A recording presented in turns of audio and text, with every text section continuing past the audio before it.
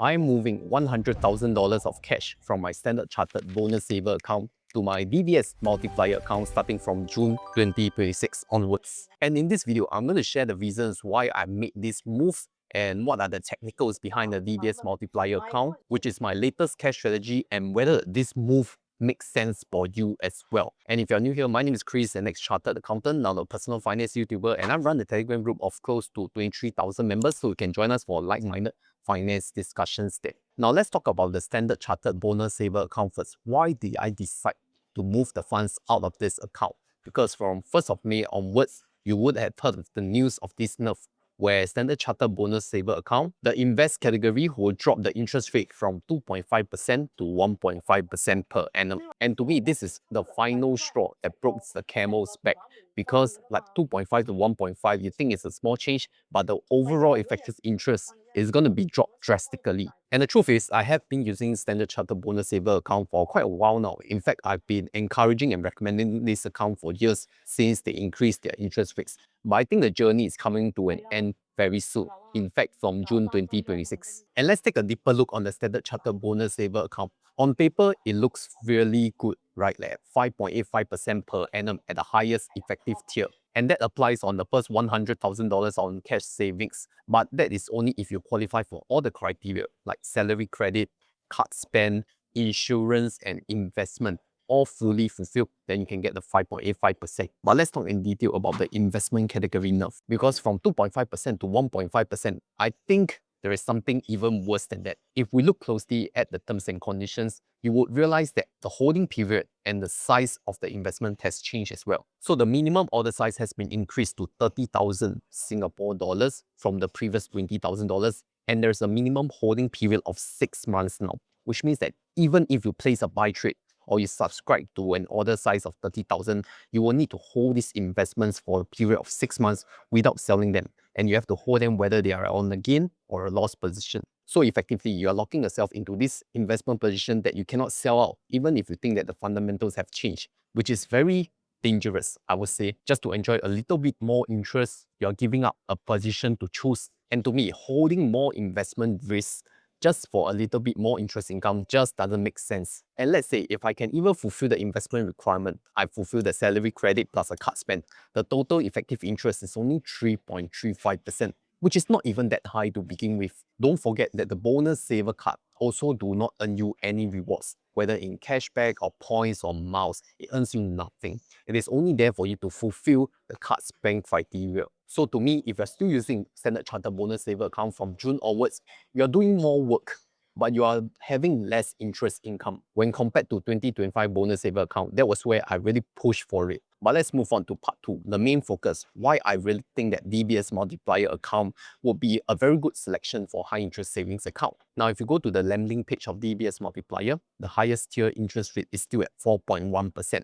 which is very respectable, even after all the interest rate nerfs from other bank accounts. And DBS is still holding at 4.1% for the multiplier account. Of course, it comes with its own terms and conditions, which is you need to have an income plus 3 other categories, which can come from card spend, investment, insurance, or home loan. And you will need to have a transaction volume of $30,000 per month. That is the highest tier. And if I were to strategize for a high interest savings account strategy, I will always aim for the highest tier for the maximum rewards based on the optimal effort. That is just me. So if I were to do the income plus 3 categories, for the 3 categories, I will choose card spend, insurance, and investments, excluding my home loan. So salary income criteria is very clear cut. You just credit your salary from your corporate bank account. Now, whether salary transfer from other bank personal accounts work or not, I cannot confirm. You can go and try yourself if it works good for you. For card spend, it is very simple. So every month, I'll just do a small transaction, or if I have large transactions on my DBS Women's World MasterCard,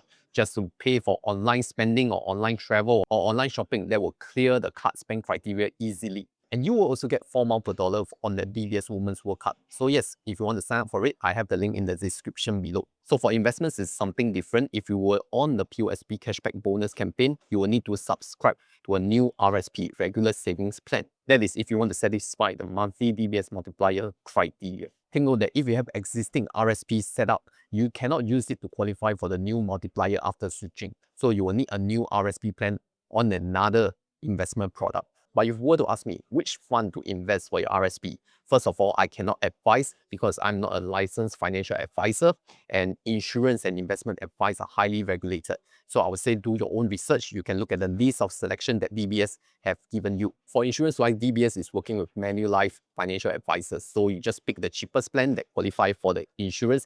Likewise, I also cannot advice for insurance plans because it's a regulated financial service. So you go and choose the cheapest plan that fits your own age and profile. Now, one very important criteria is that you have to remember investment and insurance criteria, if they are fulfilled, they can only last for 12 months. So 12 months of RSP and 12 months of insurance premium spent. So after 12 months, you will need to subscribe to a new investment RSP and a new insurance plan just to qualify for the multiplier categories again. And if you have any questions, always refer to the FAQ frequently asked questions on DBS Multiplier landing page. I think it is quite comprehensive. You'll get most of the answers from there.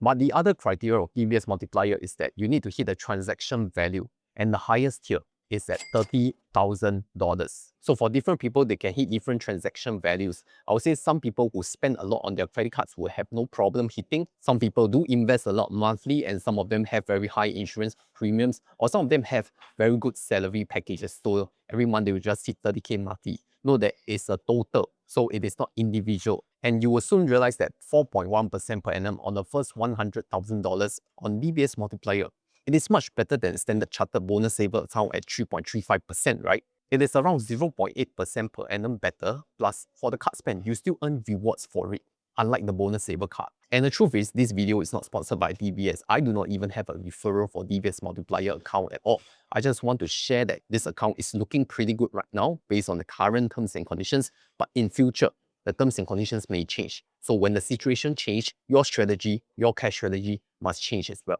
And I must be very clear, so DBS Multiplier account may be the right account for me, but it may not be the right one for you. So you have to do your own due diligence. So having said that, I already said this video is not sponsored. So if you want to support me, you can download my free cheat sheet on the DBS Multiplier strategy. I'll put this up on my coffee shop for free download. And if you enjoyed it, you can just click on my interactive brokers link. You don't have to sign up. Just click for me. It will pay a small commission to my business. Or you can just scan this QR code right here. Every little click counts. So thank you to all those who have clicked and support the channel. Now coming to part 3, I want to talk about the bigger picture of high interest saving account interest rates. I've already mentioned 2 years ago in 2024 that chasing for high interest income in a falling interest rate environment is a diminishing gain.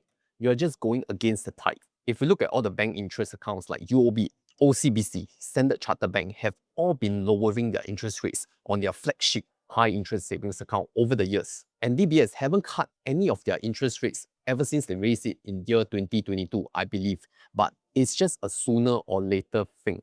DBS will soon cut the rates if it feels that this part of the business is just not worth having so much interest income. And if we look at the market rate of the standard high interest savings account across the banks, it hovers at around 2% per annum. That is the current market rate as of the May and June period of 2026. And then we look at the inflation rate of Singapore. Historically, it is around 2.5 to 3% per annum.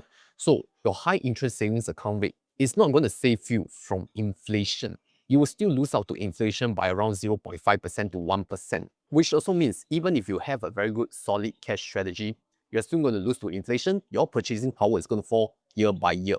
So what's the strategy now? Now, I cannot speak for other people, but for myself, I only keep my emergency funds for 6 to 12 months of expenses in a high interest savings account and nothing more. The rest of it will go into investments, fully allocated, fully allotted, and fully invested in the equities market. I'm an all-in investor. I don't keep a large cash buffer for this. And to be super clear, this $100,000 of cash is my family cash position. It's not my single cash allocation. Otherwise, it is too huge for my liking anyway. I also want to talk a little bit about that mindset trap where people have the peace of mind holding large amounts of cash. Now you think about it, all these high interest savings account, $100,000 per year, maybe you strategize, you get additional 1% per year.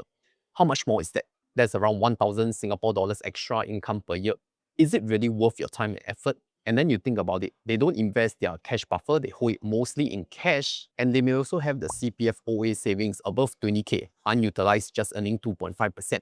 Their SRS, maybe some of them don't even contribute despite hitting a very high tax bracket, or even if they have contributed, they are not investing their SRS funds. While the opportunity cost could be 7% in a broad-based diversified market index fund for an investment holding period of at least 10 years. So you think about it, you over-optimize your cash strategy. That's a small picture. But the big picture is, are your funds really growing in AUM, assets under management? So if you're watching this video because you just want to strategize the best high interest savings account, good. At least you're better than the rest of people who don't take action. But you need to think of the bigger picture. You want to grow your wealth. It cannot be just in all these bank accounts. So once you've secured your housing, I feel that it's good to see whether you want to invest your CPF OA above 20K. And if you have SRS funds, look at where you want to invest to allocate it. Otherwise, SRS is pathetic 0.05% per annum. Also, I'm quite against the idea of holding very large cash buffer because most of the time the market is going up. So by leaving a lot of cash in your bank accounts, you are just having a cash drag on your investment portfolio.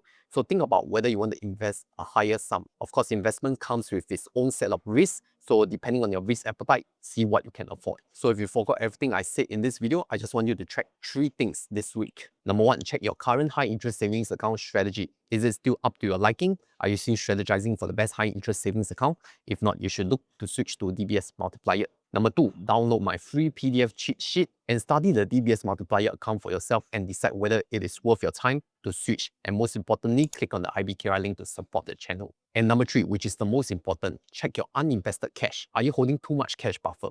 Check for your CPF OA above 20K. Are you fully maximizing them? And your SRS, is it really invested?